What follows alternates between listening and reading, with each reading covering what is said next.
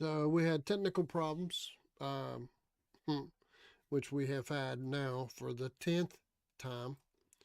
Um, so anyway, what I was talking about was screws is what I use, and I don't bother to use the coated ones because it does not and has not made a difference in the 30 years that the decks I started building, which I personally started doing decks probably 29 years ago in this area, and I built decks before that. And I started using screws and never looked back. And I didn't use any coated screws. From time to time, customer says, "Hey, that's what I want," then I'll do that. What I found was, like with the yellow coated screws and the star heads, they will be quite a few of them are filled with paint. And the same with galvanized screws back in the day when that was the thing to use. Not only did they have the galvanized filled in, the tip didn't fit the screws because I think the screws were originally the same mold and same shape, and then they just put the coating in it, which made it not fit the tip of the screw gun. But not only that, the I guess because of the heat treatment, the heads used to break off. And it used to frustrate me because like 1 in 10 or 12 screws would break off. And I was using, a lot of care to not do that. So it got really frustrating because nobody wants to hammer over a screw or try to take it out when it's got the head broke off. Um, but anyway, what I'm saying is, it's not that you shouldn't, you can. Uh, but you're going to end up staining that deck most likely, and that's something we can talk about. Or painting it. Now, the I used to use two screws per joist through a 2x6, or even the 5/4 sports, two. But many, many years ago, I started using three screws, and I have had less problems with any kind of wood movement. Uh, and I usually use a 3-inch screw and not a 2.5. Um, of late, they make a tape that you put over the floor, the joist, that the frame that you make for the deck. I have done that. It seems expensive, but I have no way to tell you if it will make it last longer. I would suggest it will, but I don't know. It could actually cause some other issue with the in between. So now you're holding moisture there and it's not soaking into the wood to evaporate later. It's sitting right on top of that tape up against the bottom of your deck board. I wonder if that that board will rot from the bottom because the tape's there. It kind of makes sense to me that the tape is holding the water off, but that's the thing they're recommending now. So anyway, I use screws. I use three per joist. It seems a little bit overkill, but it's worked for me for a long, long time. You can use two and be fine. Um, I also use 3-inch screws when I'm building decks, even if it's 1.25 inch material or 5/4 board. The choices when it comes to staining are unlimited, but generally, stain is better than paint. Not always, but generally. The reason is the stain sinks pretty far down into the wood, further than, and you can get, semi-transparent, transparent, semi-transparent, and solid stains in any number of colors. It's amazing how many colors you can get. But if you're trying to figure it out, you should take out some wood and try your stain first. Should you stain it as soon as you build your deck? No. If it's deck material, it's pressure treated. It's a water based treatment to the wood, and now it has been my experience that stain will cause issues with blistering off when the heat gets on it. The water will try to come out of that wood, that water-based uh, water treatment, will blister off the paint in places or to stain in places. So I suggest you give it 6 months, let it dry out, and when it gets dry, take a piece of wood, not on your deck necessarily, and start trying different colors. See what you like. Now, semi-transparent and transparent are dramatically different, and semi-transparent and solid are dramatically different. You need to check those out and see if you like it before you go. You can go darker, but you're not necessarily going to be able to match the same shade because now you're doing it even more. Okay, you can't go lighter. You can't go back when it comes to stain. And paint particularly will blister off if it's not uh, had time to dry out. And there's unlimited amount of paints, and there's a lot of good paints out there. I've done the Deck Correct, and there have been a few issues with Deck Correct. Not enough to say that Deck Correct is bad. I'm not going to tell you that. And that is usually used on a older deck that's got a lot of age on it. But it's still kind of blistered up here and there. So, you might consider the fact that that's a very expensive deck covering when it comes to wood. And check out what other people say. But my experience is that it has issues. Also, you can clean an old deck. I think we've got a couple of videos that we show using OxyClean. 4 videos. And there's another chemical, I forgot what it's called. Pericarbonate. Yeah, it's a carbonate. It's kind of hard to come by. You have to order it, but it's not a dangerous chemical at all. All these things are doing is, like, if you can use OxyClean, you can understand it's not going to hurt you unless you eat it. It might make you sick then. But you scrub on that deck and it will come clean.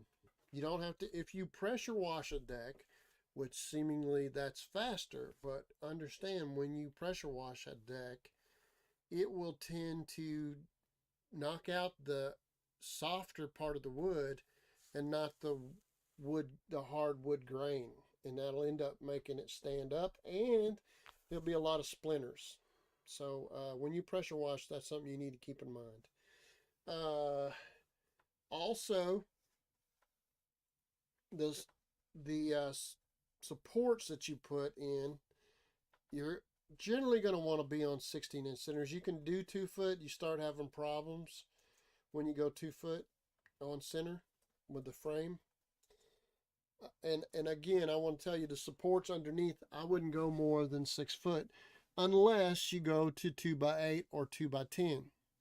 Now, when it comes to the outside edge of the deck, you might have cut off boards, and generally you will. You can cover those cut off boards with another 2x6, even a 2x4 turned on flat up against it, covering up that cut edge all the way around. And if that bothers you, or you think you could make it better, there's a lot of choices with that. You can also cover the whole of the other deck, not just that area up at the top. I've seen people put 2x8s on a 2x6 deck that has that outside. And then there's lots of choices on handrails.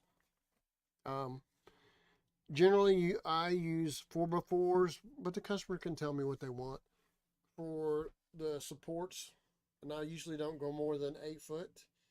I put 2x4s, generally 7 inches up, not right against the deck, because if you want to push off snow or if you want to push off leaves, just sweep. If it's all the way down against that deck, it's hard to, you have to really work. You have a lot of corners to work with. Whereas if it's up a little bit, you can get your broom underneath it and sweep all that stuff off, or push the snow off in that case. So when you start making these choices, there's tons of drawings and tons of pictures to get ideas from. So I suggest you find something that you feel comfortable with and you think will work well with the house that you're in. Now, understand that the fancier you get, the more expensive it is. That's just the way life is. Um, so, like for instance, if you were to do the cables, and that way you hardly have anything to stop you from seeing. You could do metal instead of 4x4s and drill holes and then run cable through and tighten it at the ends. That's really neat. Um, it kind of it lends itself to expose the house behind it and not to have the handrail block. Uh, it's a little bit on the spooky side. People tend less to lean on those cables or be up against them, but it does keep you from falling off, and it looks neat. It has its own special look. May not go good with a Victorian home, but it might go good with a ultra modern architectural home. It depends on what you're trying to do, and colors can make a difference. And nowadays, there's lots of programs where you can literally show the color of your home, the shape of your home, and add decks, both and look at it from the top and look at it from the front, and you can decide your colors in the handrail shapes. And there's a lot of choices when it comes to handrail shapes. There's also another deck covering, which is the ground up plastic deck coverings out there. They're exceptionally expensive. As far as long lasting, I believe they're long lasting. I don't know how they are to maintain. I've seen them where they're fuzzy, but um, they're kind of they're a little on the labor intensive side generally. So some of them have spacers that go in between and goes into the grooves. Others you can screw right through with screws that are hard to see. But they're you want they will punish you if you don't do it right. Of course, the deck will, but those particularly will. Um, you're not changing the color of that deck ever again. That's what the color is. I'm sure there's an exception to every rule, but I think you're going to find that that's the case. Um, it there the design that you put on the deck can be a herringbone where you might meet in the middle at 45s. Again, you're getting to very labor intensive cost of time. If you're paying somebody, that's money.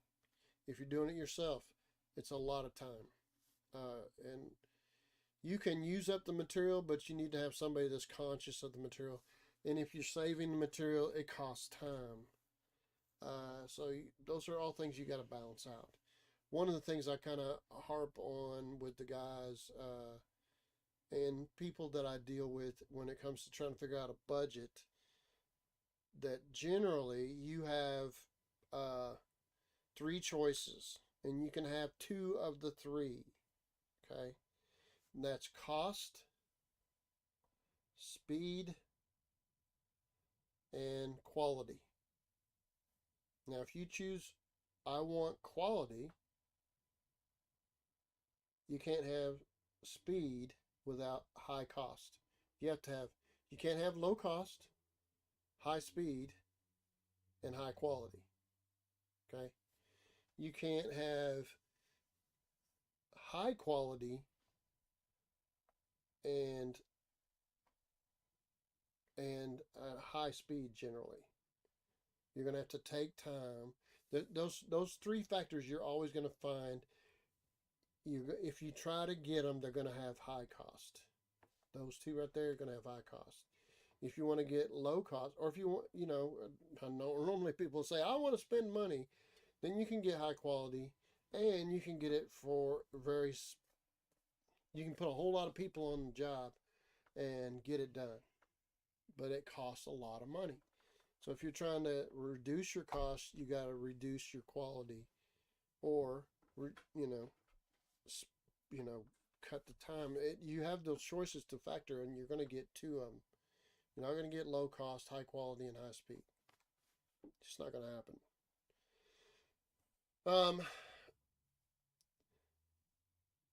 When you go to a high deck, you will have to support that deck. When it touches the ground, a lot of people will dig holes and pour concrete. And when they do, it's around that post and it's held as level as possible, braced all up. And that generally is a good idea. The one problem that you will have is when it settles, you have to disconnect the deck from it and raise it up. That's not an easy thing. Okay. Also, the water sits on top of that concrete, even if you put dirt over it to hide it, sits on top of that concrete and it rots out the 4x4 or the 6x6 or the 8x8, whatever it is you're using, and it will rot it off. And now you've got to figure out how to level that deck again. It's, again, high cost, high labor, and you have to decide if that's what you need to do. There's a lot of rules, and I could spend hours talking about it. You know, how big you need it to be if you're going to have a lot of weight, how much support, as far as I usually use 2x6s, or you can use 2x8s and notch into a 4x4 so that it's not going to slide. But you can use brackets, and that we're getting into higher cost and more time. So the brackets are great, but you can also, if you're building against a house, that frame doesn't have to have brackets. You could put a 2x6 or whatever size of your frame is, 2x8s, 2x10s, 2x12s. You could put one in between each one. So basically 14.5 inches in between and fasten to that. So it's screwed to in between them, and then you screw through it from both sides, and you can toenail it. So brackets are interesting in that they need there's added time, and they need to pay attention, because once you get your layout off, that's a lot of work to take those off. It helps if you do them with screws, because you can pull screw out. Nails don't come out as easy. They do come out, but they don't come out as easy. Do I put supports right up against the house? No. Generally, if I think I'm going to have a lot of weight against the house, I run a support about 2 feet out, and then I lag bolt everything to the frame of the house. Usually the house will be 2x8, 2x10, sometimes 2x6, but you're screwing those lag bolts into that house to hold it in place. If it's a steep hillside, I will put braces down from the back, from where it connects to the house, down to across the legs, and down to onto the ground near the leg. If sometimes I can hit 2 4x4s with like a 16-foot board, that's what I can do. And that's why I tend to make my 4x4s line up on the same board on that frame, so that they can run beside it and brace. And I think you'll see some of that in some of the videos. That way, the whole frame will it won't like all of it fold and roll and tilt to go down, because now you have these braces keeping it from going down the hill. Okay. And I've actually taken jacks and jacked the house deck right back up against the house, lagged it where they didn't lag it. I tell people all the time, say you shouldn't put decks up against mobile homes. It's just not true. If you can build an addition, you can build a deck. Just build the deck right, as if you're going to build an addition. If you're trying to tell me you can't build an addition on a mobile home, well, I've already discussed that.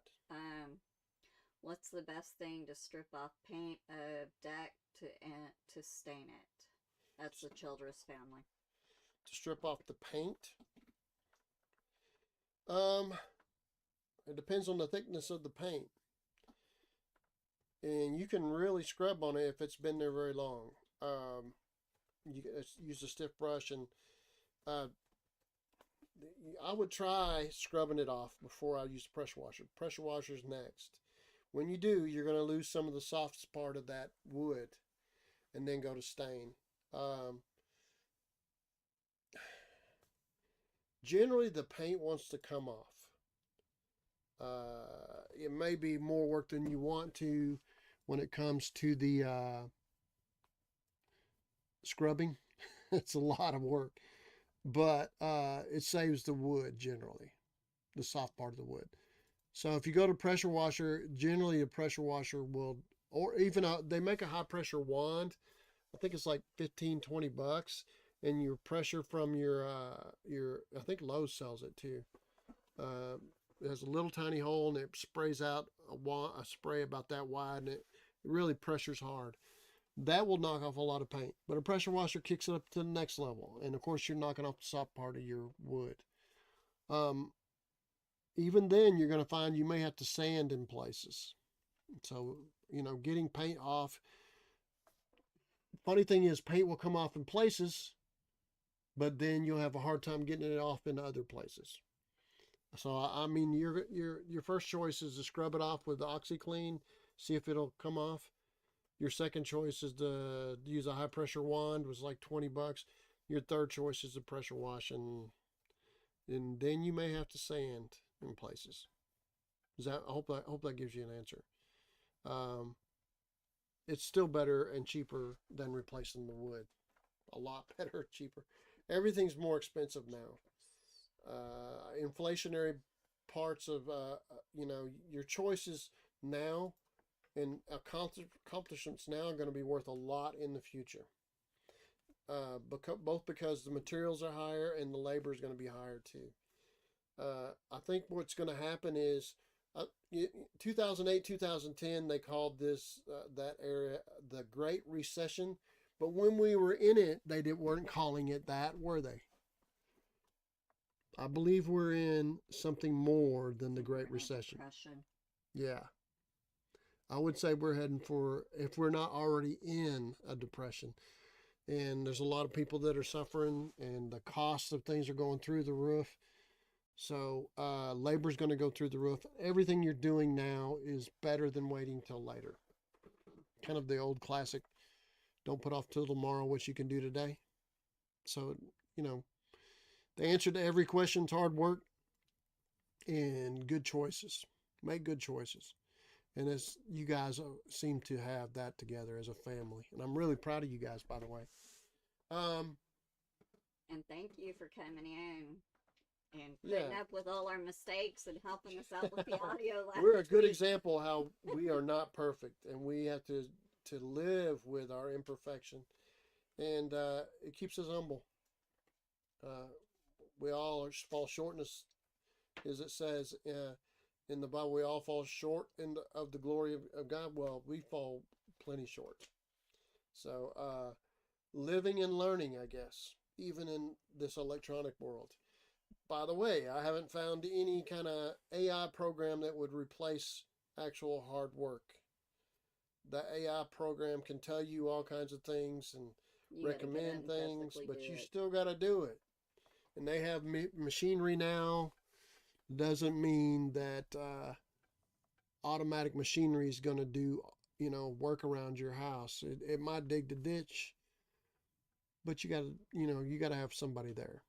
And anybody that goes out there and tries to do their work, I'm proud of them, because we have to start being accountable to our own deterioration. If we don't do the work, then how does this engine that is our body gonna stay alive? So building decks, it's actually quite rewarding. Even refurbishing a deck like you guys are getting ready to do, it makes you feel like you're doing things with your hands. And it makes your house better. Yeah. And if you got a big family and a big deck, man, those are the bomb. Yeah, hanging out on the deck, cooking on a good day, whether it be your temperature's warm or, in the 70s or something. Cool breeze on a hot day on a deck is nice. Uh, so it's comforting. The work that you do on the deck is sometimes more rewarding than, well, a lot of times more rewarding than doing the plumbing, because nobody sees that. You just get results. So a deck can totally change the look of a home, both from the road or from the back. Just totally change the viewpoint of people that live in that home also. The cost to build a deck is out of control. That is no joke.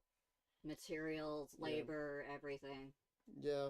Kind of reminds me that what we need to start doing is looking around to find decks that somebody tore off, and hauling it on a trailer. You know, I moved a deck down a freeway that was 16 foot wide, but I told the guy, I said, look, I'm not gonna try to pull permits because this would be real expensive. He says, yeah, I already looked into somebody moving it for me. Do you think you could do it? I said, yeah, if you don't mind me cutting it in half, we'll put it back together. So I tilted up on trailer. Childers family is asking you, thinking about starting a handyman service, doing odd jobs. What's your opinion of how to get jobs and to advertise?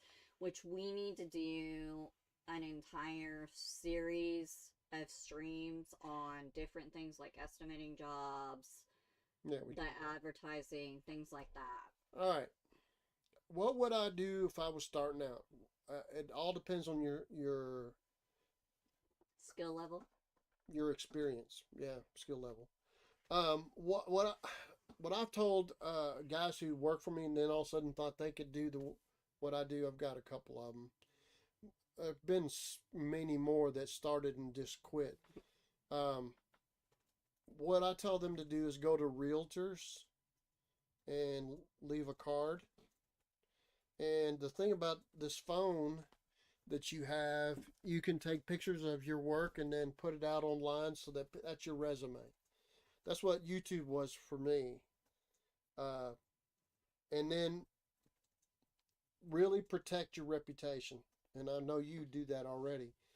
But you have to, if anybody starts accusing you of stealing, you need to stop.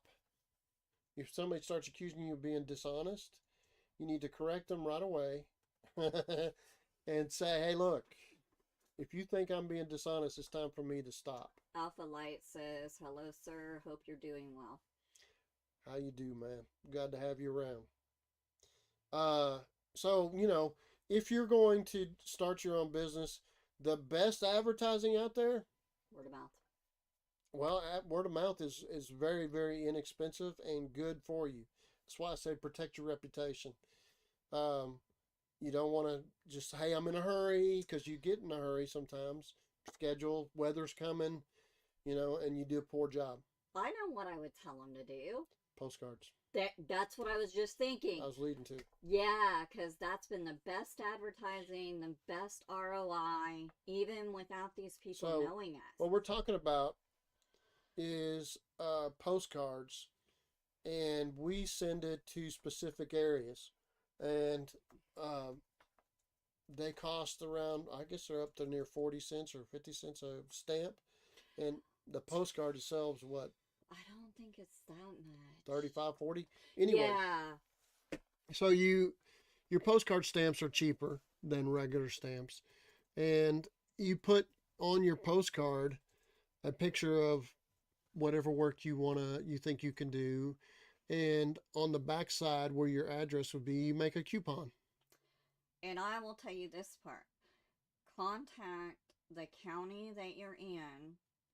They will have records of anybody who owns property. We happen to be laser focused on mobile home simply because it's an open niche. Nobody's taking care of that. So, that's neat. That's a great idea. Maria 28 is saying, a member of the local landlord association in my county. They meet once a quarter, and you can contact them. Right, and there's networking groups that are Hmm. always looking for the repairman in that group. So some of those people have like a printing company. But the tax rolls, I don't think I finished what I was saying. You can contact the county and get the tax rolls for whatever county you want to work in, and that Right. gives you your starting list. And it's usually a minimum cost. You know, thousands of addresses cost us like $30. I think $30 is all I paid for 3 or 4 counties. And a lot of times, if you talk really sweet to the county person, a lot of times they need a home improvement person or a, and so you might be able to just get it for free. Like Washington and Benton County, which is our two largest, they just sent it to me, and I think he ended up doing work for Right. So it has to do with talking to people. You may be awkward at first talking to people, but the feeling that you have in you will come out. Okay, that personality that's in you, the kindness, the goodness in you will come out. At the same count, if you're a bad person, them. They'll know. particularly women will know. And I will say this, as a repairman, believe it or not, 80 to 90% of the time you're working for women. And that's who's going to make that It may decision. be that a man pays for it, but you're working for women because they have what they want in the home. They're making sure things are getting done. He may have to go work, and then she says, "Oh, this is what I want." Now he may come in and override something, but it's rare. Uh, Only the most controlling men want to tell women exactly what they want in the house. They generally want the woman who spends all her time in the house to contribute what she wants in the project, whether it's adjusting a door or fixing up, putting up the simplest of things like putting up picture frames where she wants to put them. Um, I'll tell you one that I did for a commercial company. LED lights, which are really well made, they end up having bugs, spiders killing bugs and dropping it down inside the light, so that I had to take the cover off, which was full of little bugs, and the cover on the LED off, which is full of had bugs in it. All that blocking the light from going out. They paid me to drive and take care of that. So the simplest of things, there'll probably be limits about what you want to do or what you can afford to do. Sometimes some of these projects, uh, there's a lot of money involved. I try to encourage people to, if they want a project done, and like when it comes to paint, I generally want the customer to buy the paint. Now, why?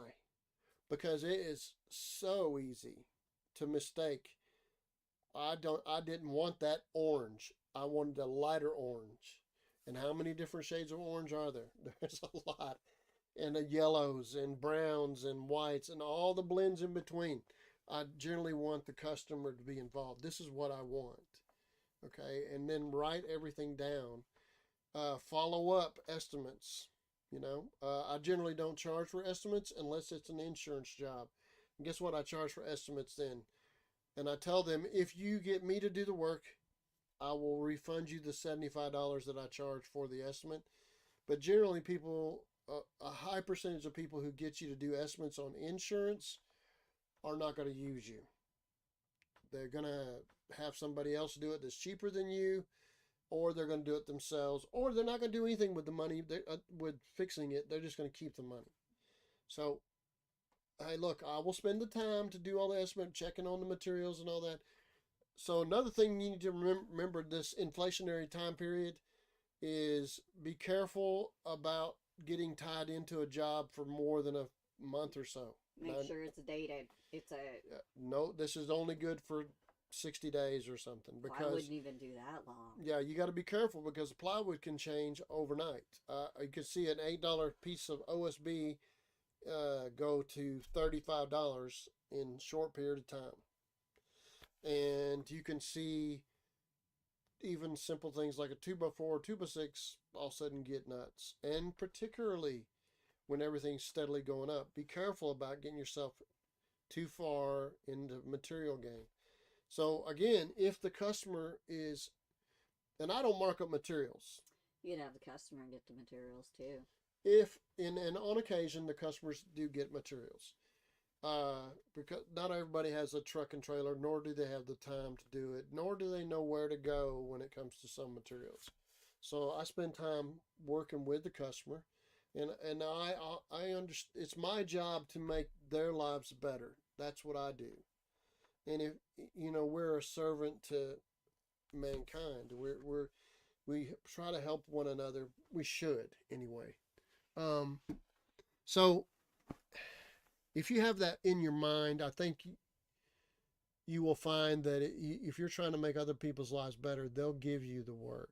You have to decide if you can, what your skill level is. I remember the first time I worked for it's a commercial company called me. He owned 4 radio stations at the time. And he said he was a busy guy. And it's just he's that way, and he's gone now. He's like, so tell me, sit down, tell me what it is you do, and I tell him all the things I do, and he says, what are you weak at? And I said, I'm not very good at wallpaper, and not very good at ceramic tile. Well, that guy, the first thing he had me do was felt wallpaper, dark green, and extremely complex ceramic tile. He told me a year later that he was doing it just to see how I was under pressure. And boy, he did. He put me on pressure. I don't know if you guys know anything about wallpaper, but dark green felt wallpaper, it's ugly. It's hard to get the glue out of that green. You just can't be messy. You have to keep everything clean. You have to keep cleaning all the time if you do get something on it. And then the second wallpaper he had was heavy, complex pattern. It was. Maria says, I hate wallpaper. Yeah, I don't like it either. He did everything he could to test me, and I just stayed in there and did what I said I would do. And I stayed working for him for years and years and years.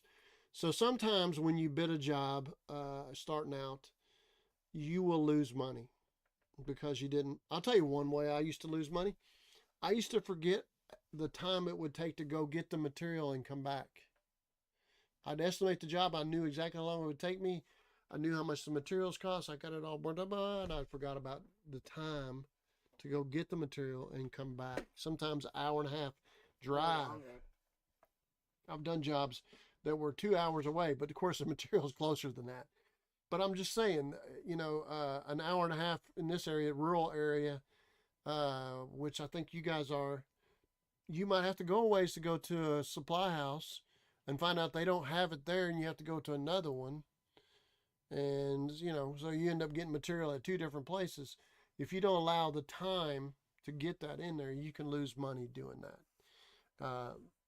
How? Well, technically you're trying to make a certain amount of money to cover your gas, your wear and tear on your vehicle. You got some bills you want to try to cover, or something you're saving up for, but you can literally spin your wheels, not making any money. So that's so it's sort of a double negative. It actually costs you money for wear and tear on your vehicle and the fuel. And if you have somebody working with you that you're paying, you're having to pay them. So that's all negative, as opposed to actually working and making money. So you're not working and making money, but you're actually spending money. It's a double negative. So in that time period that you should have been making money, you're literally losing money because you didn't count that. And I was just flabbergasted how I didn't. My guys would all get paid really good, and I'm like, man, how did I end up making less money than them? I'll tell you one wonderful woman that I worked for up in Marshfield for quite a long time. It's a 2.5 hour drive. I wanted to help her because she's a wonderful person, and she has a paraplegic daughter she's trying to take care of. Wonderful person. And I just wanted to, she had a hard time with contractors. She wanted to know if I would help, and I wanted to. So I drove, and I paid my guys to drive. You don't charge differently for carpentry versus you just charge the same rate for all the different Well, I trades. do so many different things that Well, I try not to charge more. she's saying, how much do you charge for an hour of carpentry? It's the same for all of it. Yeah, what you do, $80 an I have hour. two people with me and another person. It's $80 an hour, and people flinch sometimes. Not But always. that is way In low. our area, that's cheap. But what I tell people is, it's not how much you're paying; it's how much you get for the money you're paying. So you can pay somebody $100 an hour, and they don't get anything done. Here's something. If you're going to have a business, a or a handyman business, stay away from payments. They'll drown you. Yeah. Children's family, Phil, how do I price painting the outside of a mobile home 16 by 80? If they provide the paint, how much should I charge for labor only? So well, it depends on the surface. I would get an hourly rate. I just and that allows me to fix things as I go along. If I see something needs to be fixed, I fix it. Whereas if I'm just getting paid to paint it, like, hey man, if I stop now, say if you're trying to do an airless, which by the way, airless Be sprayers, careful. they have a lot of liability. So like the wind catches that spray and it goes and gets on cars, their cars, or other parts of the house. I can't tell you how many times I've seen airless spray on a roof of a nice home. Mm. So I was talking to somebody that was in the Seattle area, and these guys were spraying, and it covered a whole bunch of cars. And so the liability on, you understand, it's very quick. So yes, you can, but it's a ton of money. If you don't maintain that thing, you don't keep it clean. You make one mistake in that area, you could spend a lot of time rebuilding it too. So I generally don't. I generally don't use an airless. I have, um, you know, her chicken houses for one, but um, how much do I have? You let me use it, which is Right. even scarier. So so painting, it depends on how much trim work you're doing, how high it is that you're going. But if I'm charging by the hour, what would I charge? Uh, Is he located in the same area we are? no, I think they're further over in to the east, Okay. Tennessee area. Um, so what I suggest to you, You have to charge enough to cover your expenses, your taxes. yeah. Um, so I would say my guess would be 700-800. That's pretty cheap, probably. Depends on how many different colors. It depends on what I'm having to work with. When you're painting a mobile home, you got a lot of like wasp to deal with. Generally, you have loose metal that you might want to fasten. If you're getting paid by the hour, you can get all those things covered.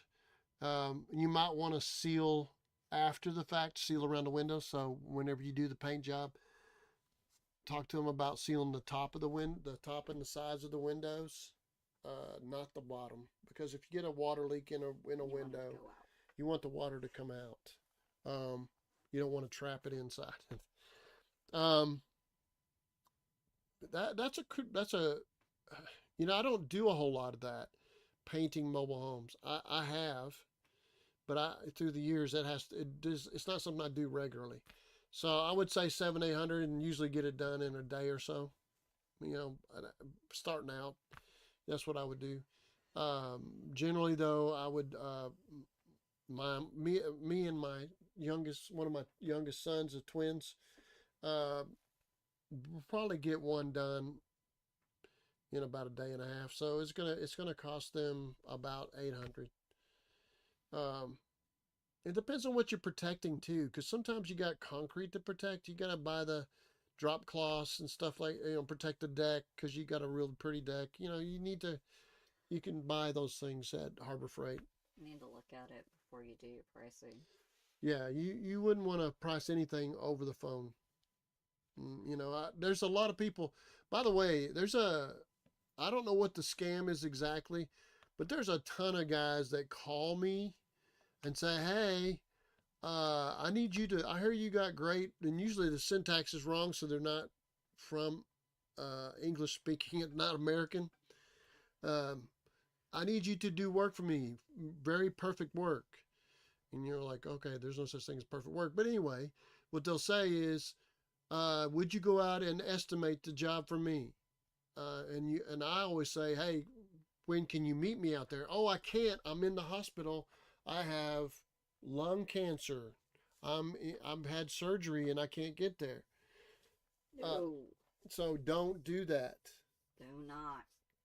You don't even know if they're the owner of the home. You don't even know if they're going to have you do the work. They may just be taking, or maybe give you this for instance.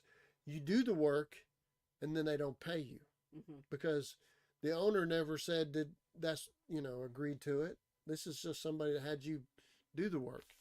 It's a pretty big scam. It's And by the way, phone, email, and text. Right. All three. Yep. Watch phone, email, or text. The things that we're supposed to trust. And by the way, there's a lot of people out there that will pay you with a credit card and then take that money back. We did learn about Zelle, though.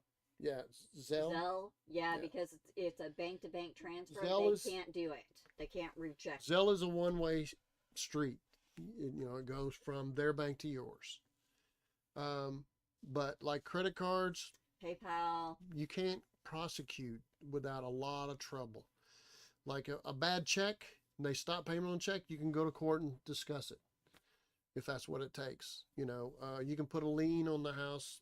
That's always an option, but it doesn't mean anything for a lien on a home until it's being remortgaged or sold.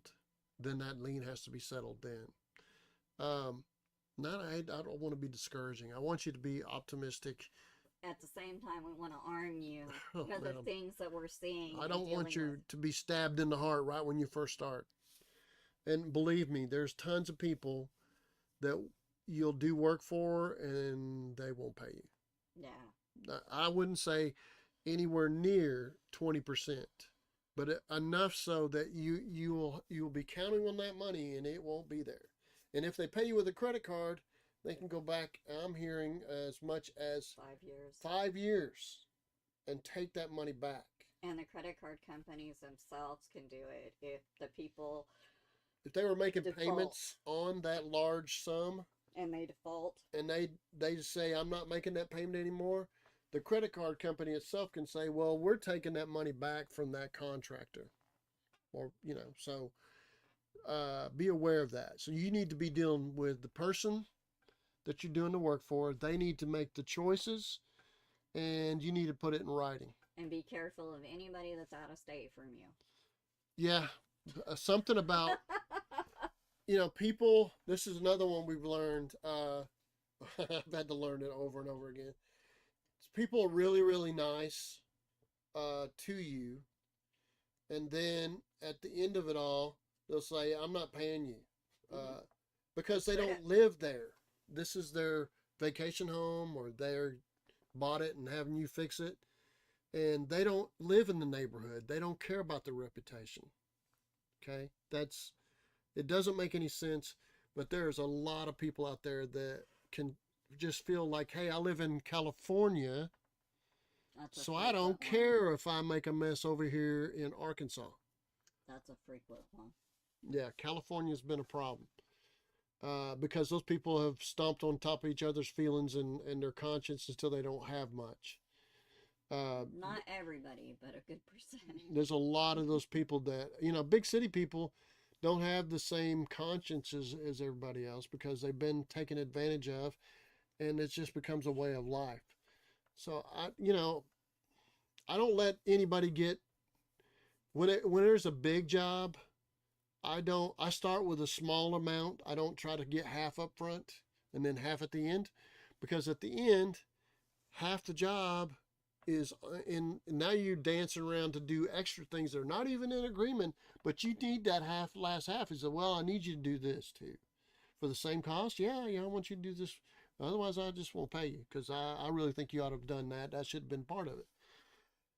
Don't, when a big job is, don't Do percentages. do smaller percentages, even if it's down to 10%. Start off, buy the material. Here's how much I spent on materials. Here's the receipt. You can't have the receipt because I need it for my taxes, but I'll show it to you. And then you can pay me for the materials and labor to the point that I've got it done. Say you got 10% of the job done after a week, you can collect then. And if they don't pay you, you're only out the 10%. And you stop. And you stop right there. Pick your tools up, So, get out. This is, and you will not listen to me. And you will say, these are really nice people. And then those people will break your heart. And they will defeat your determination. You'll have to, somewhere in the wellspring of your person, you'll have to say, I'm going to go out there and try to believe in other people are going to be good. And there'll be enough of them that will make up for it. But every time these people take advantage of you, it will be as if, what did I do? Why am I, what, did I do something wrong? Okay. I hope Bill, do I need a license to do small jobs? Is it legal to get paid in cash only for the job? Yeah, it's legal.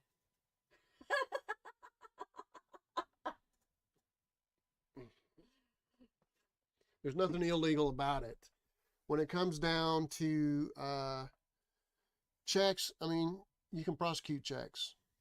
Cash is king. But cash is king, because there's no more stop payment on check or insufficient funds, but a check is better than, it's okay.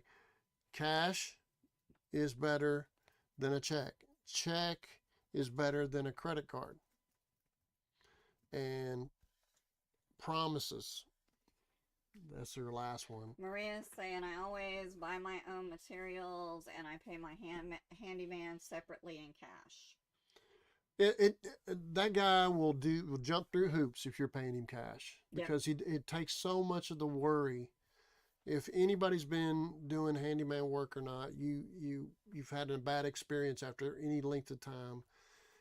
It takes a load off of you that that person pays you to that point. And that customer is going to be free. And then if you screw up, then you can talk about, hey, I'm not going to pay you for all the damage that you did, because you got to fix it. So that's where you're going to end up. Like, I've never had an insurance claim. Never. Don't count on that being the case. I have messed up things that I went ahead and fixed. So, we've had employees mess up things. Yeah, I've had quite a bit of expense. I can tell you one. I had this guy named Gabriel working for me, and a real nice guy, but just over the top confident.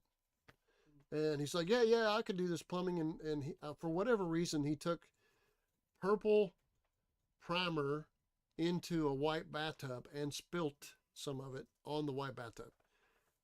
After we already had the tub surround on and we were putting it all together, I had to pull the tub out, because you can't get that purple out of there. There's just no way. That purple just, and I learned to clear is better when you're working around anything plastic. I don't know that it still wouldn't have damaged, but believe me, I didn't want to lose my temper and make a guy. But if there was a point where I could have, it would have been that guy. That guy cost me money hand over fist. But so what I'm leading up to is, always leave yourself some cushion so sometimes people get in a pinch where they can't pay you, or their schedule is not ending the same time as you get the work done. So you have to chase them down to catch some money. I don't know. I don't think it's always that they're dodging you. I think it's most of these people who have money are working hard for it, and they're hard to catch. So there you go. You got more time that you didn't plan on. You had another job you want to go to, or you need to get home at a certain time. Uh, it'll end up their busy schedule ends up affecting you. But that's what we do. We're trying to bend our schedule to help them, and we're trying to. You guys with the children's there, you're gonna have that willingness to be kind to your brother because that's what we're told to do. So that'll help you. It's a great business, especially right now. The relationships you get are amazing. Oh, yeah. You've got people that you've taken care of for 20, 30 years. Yeah, they're friends, and I try to treat all customers like friends. But early on, it's professional, and I try to keep that professional. I do what I say I'm going to do, and I get up embarrassed if I'm not on time for any reason. And I make explanation. And I don't lie because I tell everybody. I don't tell little white lies or nothing because I tell everybody I don't have a good enough memory. But really, um, It ain't worth it. my conscience is worth more than that. I have to sleep with me. So when you're doing the work, just be honest and kind and understanding. And yeah, people will take advantage of you, but if you've already been living for any length of time, you've already seen it, you already done it. You're just gonna have to get on and not let it harden you, make you mean and hard. And so if you have the right motive, you'll get the work. You're just gonna have to expose yourself to people and get to know people, and they will tell other people. Feel free to hustle too. If you hear somebody, and I do this for him now, if I hear somebody talking about how they need a handyman, I have no issues going, hey, my husband does that. Here's his number. Yeah, back in the day, yeah. No, I even do it now. Even now. Well, I mean, I remember going to garage sales with my three boys as I was on my own. And people would stop and say, "What is it you do?" And I would say, "Oh, I'm a repairman. Do you have a card?" You know. So even at garage sales, I would pick up work. Be willing to talk to people. Yeah, and you're trying. Sometimes you can talk to them about them wanting to do a job and they have to save for a year or two for you, and then hey, you're all of a sudden out of the blue. Yeah, you're might be in the middle of another one. So it's like feast and famine. So you need to prepare for. This is my experience. In the dead of winter, right before Christmas, because people spend money at that time, and right after that. So you talk about Tax a month time. before, 2 weeks before Christmas, and 2 weeks after. You can count on that being slow. Tax time. And then right before April 15th tax time and right after April 15th time, the people who have money will be cautious about spending it because they might have to pay it all in taxes that they have left and recovering after they paid the taxes. So somewhere between those two periods. And the start of school. Start of school too. Yeah, she's right. So in our area, it's around the middle of August. You might want to have once you get yourself set, you might want to have a big job. Yes. So what I generally do is say, hey, if you could wait, when I first started, if you could wait till I have a slow time, I'll give you a discount rate. I will give you a discounted hourly rate. If you're not pressured to get it done right now, and we want to do it whenever I have some slow time, I will do it for a cheaper rate. That way, no matter what, you have work. So normally I get $50 an hour for me. I will charge you $35, $40 an hour. If you'll just let me come in here and fix these things that we're talking about, I'll just call you up and say, hey, I'm heading over and we're going to work on the da-da-da. That has carried me through a lot of tough winters. there's a lot of things when I don't drive fancy vehicles because I don't like having payments when I don't have any money or money coming in. So I drive vehicles that I can work on generally and they don't cost very much. So I stay around 2,000, 2,500, 3,000. I know that sounds utterly ridiculous to some people. And yes, I do have to repair vehicles. You don't usually even spend that much on your trucks. You spend that much on mine. Right. In this day and age, that doesn't sound like very much. But if you're not mechanically inclined, I understand why you would go out and get payments. I understand when you take on payments, You gotta pedal faster. you cannot stand for very much slow time if you're going to rely on being a repair person. And it takes 3 to 5 years to build up a business. Yes, a lot of businesses fail the first year, and that includes the repair work. So generally, you'll find yourself being rewarded with the work of your hands. You'll find it very, very rewarding. And make sure you learn as much as you can. By the Try way, new stuff. you're going to spend more money than what you believe on tools. Oh yeah. And you'll always try to improve. I never quit spending money on tools. There's always new things out there, or the old things wear out.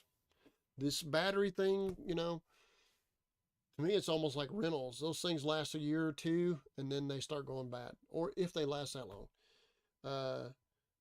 Things get, and people steal your stuff too. Oh yeah. So if you leave your truck uncovered and where people can walk by and grab it out in the city, if you go to a motel and stay overnight in some motel, you better have everything indoors. So, yeah, you spend a lot of money on tools, and all that is a tax write-off. And if you're keeping up with your mileage, you can write it off on your taxes. It comes off your taxable income. Um, it's rewarding and stressful at the same time. I would encourage anybody to try to do that, man or woman. Woman's a bit more dangerous because, Especially now that so few people know how to work on things. there's,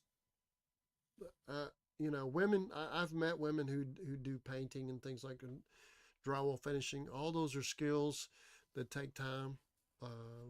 So And we're just not built for it. yeah, women are not generally made to lift a 100-pound Type X piece of drywall or a 3/4 piece of plywood, 4x8 piece of plywood, and swing it around. It's hard. It's hard on a little guy, but he can do it. Well,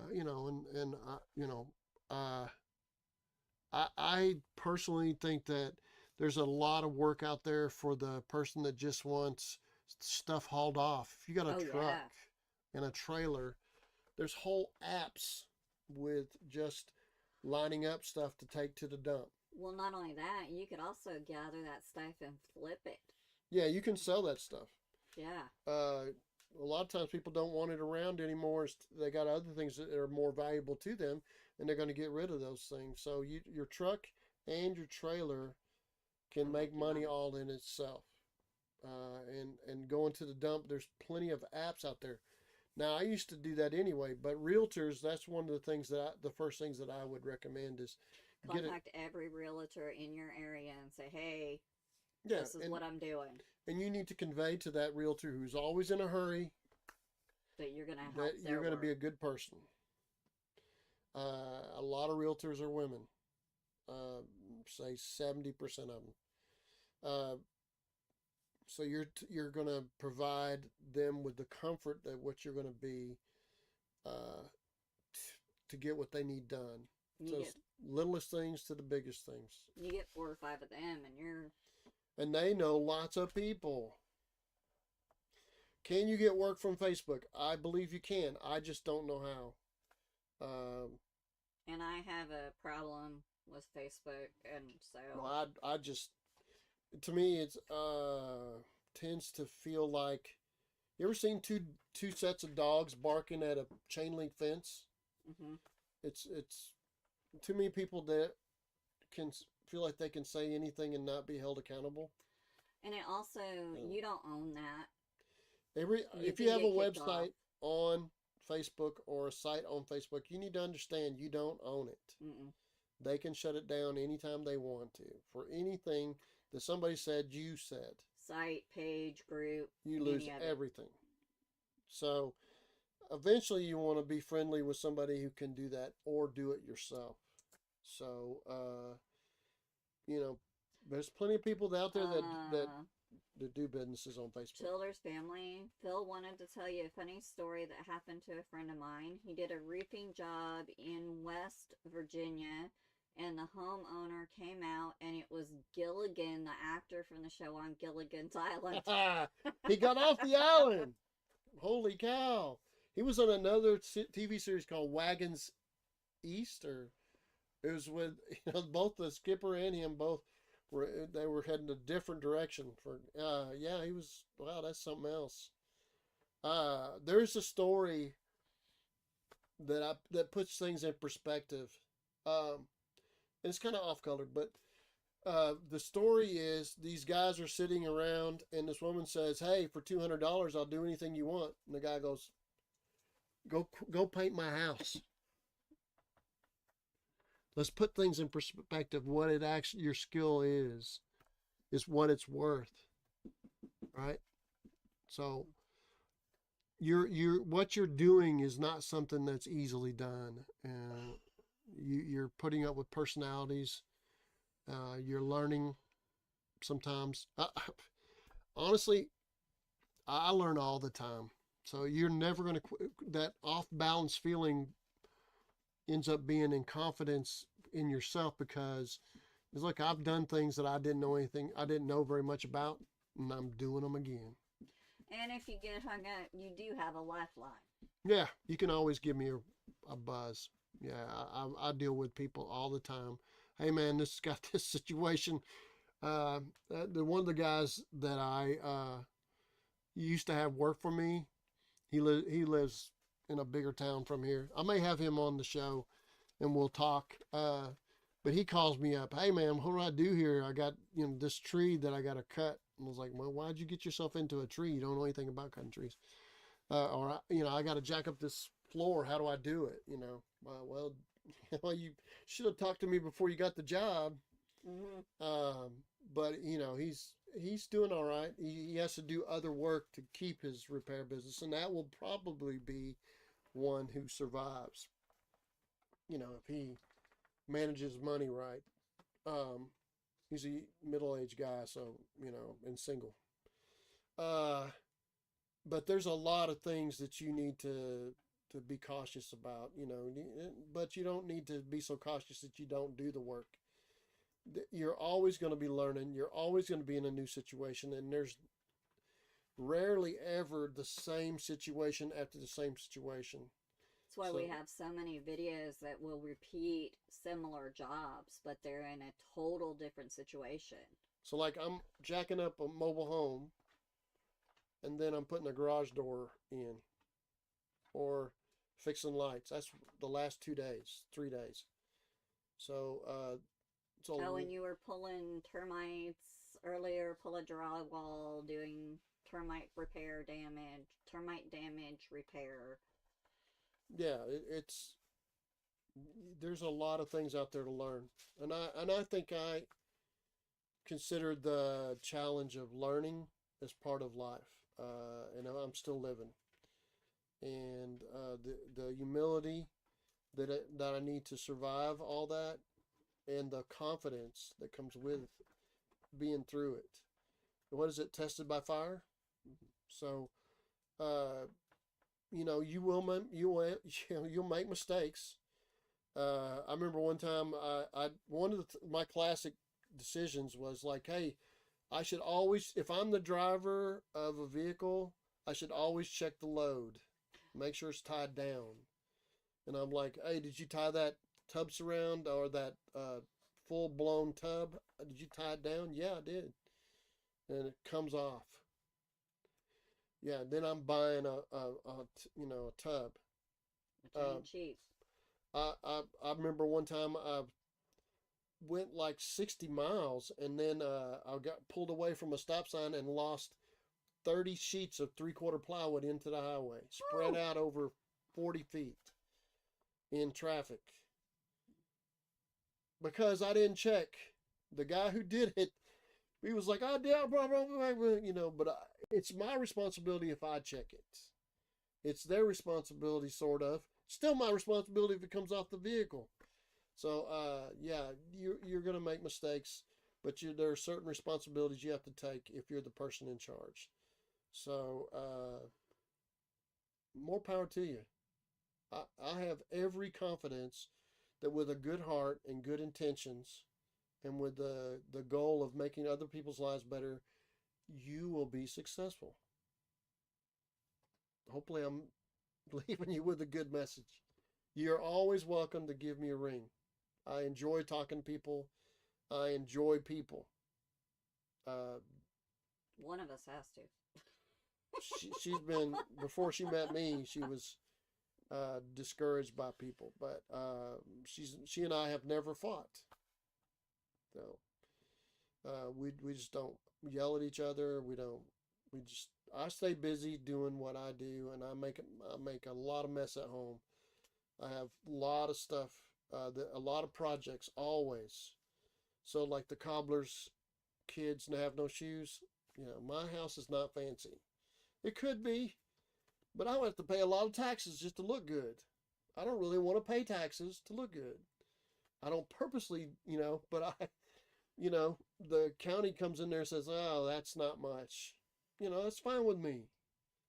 And this place that I'm in right here, you got a white screen behind you, but this is a great big toy. They call it a toy store, but it's not. It's technically not. But there's 3 floors of a bunch of toys Collectibles, on comics. the square in a little bitty town that actually is dying. And so I get cheap rent, and it this stuff grows in value. So as everything gets inflated, so does all this stuff. And I can't get this ratio of inflation in a savings account. So there, the key to any success is Hard work. working hard, is for sure, and change your relationship with money. And this is the homeowners that might be listening, or the persons who are trying to start a business. Change your relationship with money. Make it where you, instead of working for the money, you put your money where it works for you. That's changing your relationship, your dynamics. There's a lady that I just found. Her channel is Vann Tastic, and she talks about velocity banking, how to pay off your house really quick. She's pretty good. Save yourself a ton of money, and she shows you how. She's not a financial advisor, but I'm telling you, the key to things, you can slow down and do a good, even better job, and lose a little bit of money if you are making money somewhere else. So I wish you all the best, guys. I apologize for our technical difficulties, but we'll to get better. We'll just keep working at it. And glad to have you along. And we'll see you next Saturday. Save up any questions you have, and hopefully I'll have the answer. See ya.